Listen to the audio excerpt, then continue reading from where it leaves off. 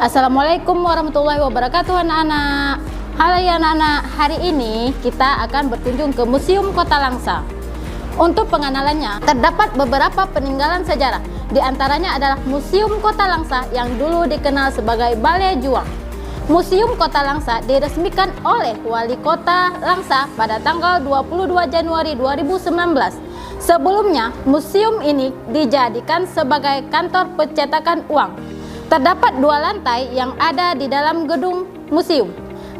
Di lantai tersebut, kita bisa melihat berbagai barang peninggalan sejarah, alat peperangan seperti adanya pedang, senjata, ada meriam, dan juga ada alat-alat pernikahan.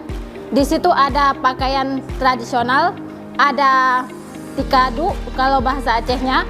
Kemudian ada juga foto-foto pahlawan, ada foto Tuku Umar, foto Malahayati, dan sebagainya.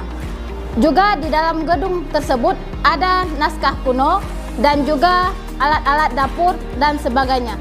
Hanya itu anak-anak pengenalan umum tentang Museum Kota Langsa.